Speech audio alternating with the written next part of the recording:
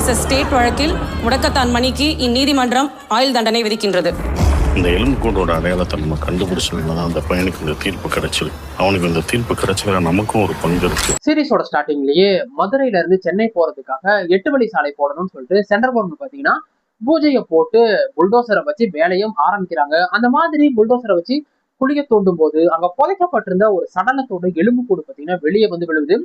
உடனே இதை பத்தி மீடியாலாம் பரபரப்பாகி சென்ட்ரல் கவர்மெண்டோட ப்ராஜெக்டை தடுக்கிறதுக்காக ஸ்டேட் கவர்மெண்ட் தான் இந்த மாதிரி எலும்பு கூட கொண்டு வந்து அந்த இடத்துல வச்சுட்டாங்கன்னு சொல்லிட்டு ஒரு செய்தி பரவுது. இதை கேட்ட ஸ்டேட் கவர்மெண்ட், எங்களுக்கு என்னங்க அவசியமா, நாங்க எதுக்கு கொண்டு வந்து இந்த மாதிரி எலும்பு கூட எல்லாம் வைக்க போறோம், இதுக்கு பின்னாடி என்னதான் இருக்குன்னு சொல்லிட்டு போலீஸ் இந்த கேஸை கையில எடுத்து இப்ப பனிஷ்மெண்ட் டிரான்ஸ்பர்ல வந்திருக்கக்கூடிய சசிகுமார் கிட்ட இந்த கேஸை கொடுக்க, இதுக்கப்புறம் இந்த கதையில என்னதான் நடந்துச்சு, உண்மையிலேயுமே அங்க புதைக்கப்பட்டிருந்த அந்த எலும்பு கூடு யாரு, அவங்களை யாரு கொலை பண்ணி அங்க கொண்டு வந்து புதைச்சா, சசிகுமார் இதை கண்டுபிடிச்சாரா இல்லையான்றதுதான் இந்த சீரிஸோட மொத்த கதையே.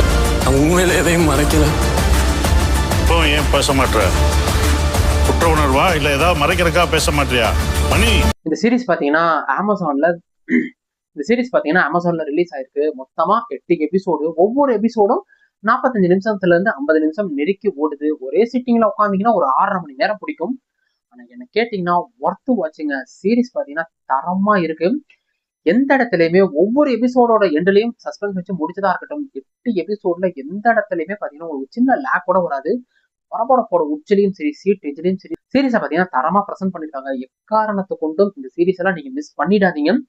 சீரிஸோட பெரிய பாசிட்டிவ் யாருன்னு கேட்டீங்கன்னா சசிகுமார் தான். ஒரு காமன் கம்போஸ்டா, ஒரு பொலைட்டா, அவருக்குள்ள எப்பவுமே ஒரு சோகம் இருந்துகிட்டே இருக்கும். ஏன்டா இந்த போலீஸ் வேலைக்கு வந்தோன்றதா இருக்கட்டும், பனிஷ்மெண்ட் டிரான்ஸ்பர்ல வந்ததா இருக்கட்டும், அவர் மதத்தை வச்சு ஒரு சின்ன சீக்வன்ஸ் நடக்கும் அதுவா இருக்கட்டும், அந்த கேஸை பிடிக்க முடியாம அவர் படக்கூடிய கஷ்டமா இருக்கட்டும், கிளைமேக்ஸ்ல ஒரு தரமான ட்விஸ்ட்னு சொல்லிட்டு Sasikumar one of the best performance கொடுத்திருக்காரு. அது கெடுத்தீங்கன்னா ஸ்டோரி தாங்க உட்காந்து எழுதியிருக்காங்க. அது மட்டும் இல்லாம ஸ்டோரியும் சரி, ஸ்கிரீன் பிளேயும் சரி தரமா இருக்கு. ஒவ்வொரு கேரக்டரையும் எழுதி அதுக்கு பர்ஃபெக்டான காஸ்டிங்கை ரெடி பண்ணி கொண்டு வந்ததான் இந்த சீரிஸ் இவ்வளவு தூரம் வந்ததுக்கு காரணமே. 8 எபிசோடும் எப்படி போகுதுன்னு தெரியாத அளவுக்கு பாத்தீங்கன்னா சீரிஸ் அவ்வளவு தரமாவே பிரசென்ட் பண்ணிருக்காங்க. தவிர சினிமோட்டோகிராஃபியா இருக்கட்டும், பேக்ரவுண்ட் மியூசிக்கா இருக்கட்டும், குறிப்பா எஸ்எஃப்எக்ஸ் பாத்தீங்கன்னா ரொம்பவே நல்லா இருந்துச்சு. ஸோ அமேசான்ல ரிலீஸ் ஆயிருக்கு அப்படின்றப்ப என்ன கேட்டீங்கன்னா ஒன் ஆஃப் த பெஸ்ட் சீரிஸா இந்த சீரிஸ் இருக்கும். வாய்ப்பு கிடைச்சா அந்த சீரிஸ் ஒன் டைம் ஆச்சும் வாட்ச் பண்ணி பாருங்க. மொத்தத்துல இந்த வதந்தி 2 எப்படி இருக்குன்னு கேட்டீங்கன்னா 2026ல ரிலீஸ் ஆன வெப் சீரிஸ்லேயே one of the best web சீரிஸ்ன்னு சொல்லுவேன். சீரிஸ் பாத்தீங்கன்னா மொத்தம் 8 எபிசோடு. ஒரே சிட்டிங்ல உட்காந்தீங்கன்னா ஒரு 6.5 மணி நேரம் பிடிக்கும். ஆனா சீரிஸ் எந்த இடத்துலயுமே உங்களை டிசப்பாயின்மெண்ட் பண்ணாது. ஒர்த் வாட்சிங்க. தரமான ஒரு செய்தியை பண்ணி விட்டாங்க. சாலிடான ரைட்டிங், அதுக்குண்டான ஸ்கிரீன் பிளே, ஒவ்வொரு கேரக்டரையும் எழுதி அதுக்குண்டான காஸ்டிங்னு சொல்லிட்டு சீரிஸ் பாத்தீங்கன்னா அவ்வளவு டாப் மேட்சாவே இருக்கு. சசிகுமாரோட பர்ஃபார்மன்ஸ் எல்லாம் பாத்தீங்கன்னா ரொம்பவே நல்லா இருந்துச்சு. ஒரு காமன் கம்போசரான பொலைட்டான ஒரு பர்சன் எப்படி இருப்பாரோ அந்த அளவுக்கு பாத்தீங்கன்னா நீட்டாவே பண்ணிருக்காரு.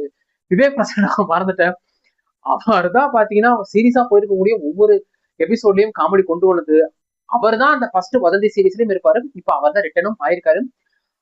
அவரோட ஆக்டிங் பாத்தீங்கன்னா அவ்வளவு பெக்யூலரா இருந்துச்சு. அவர் பேசக்கூடிய ஸ்லாங்கா இருக்கட்டும், அவரோட காமெடி டைலாக் டெலிவரின்னு சொல்லிட்டு எல்லாமே பாத்தீங்கன்னா நீட்டா இருந்துச்சு. வாய்ப்பு கிடைச்சா அந்த சீரிஸ் ஒன் டைம் வாட்ச் பண்ணி பாருங்க. சீரிஸ் பாத்தீங்கன்னா அமேசான்ல ரிலீஸ் ஆயிருக்கு. டெக்னிக்கல் டீம்லாம் குறிப்பா எஸ்எஃப்எக்ஸ் பாத்தீங்கன்னா ரொம்பவே நல்லா இருந்துச்சு. மிஸ் பண்ணக்கூடாத ஒரு சீரிஸ். சீரிஸ்ல பாத்தீங்கன்னா சில அடல்ட் கண்டென்ட் இருக்கு, சில லிப் லாக் இருக்கு, இதை தவிர ப்ரிப்பானிட்டி இஷ்யூ நிறைய இருக்கு. இதெல்லாம் மைண்ட்ல வச்சுக்கிட்டு ஃபேமிலியோட பார்க்கலாமா வேணாமான்னு சொல்லிட்டு நீங்க முடிவு பண்ணிட்டு பாருங்க. ஆனா என்ன கேட்டீங்கன்னா ஹைலி ரெக்கமெண்டான ஒரு சீரிஸ். கண்டிப்பா மிஸ் பண்ணிடாதீங்க.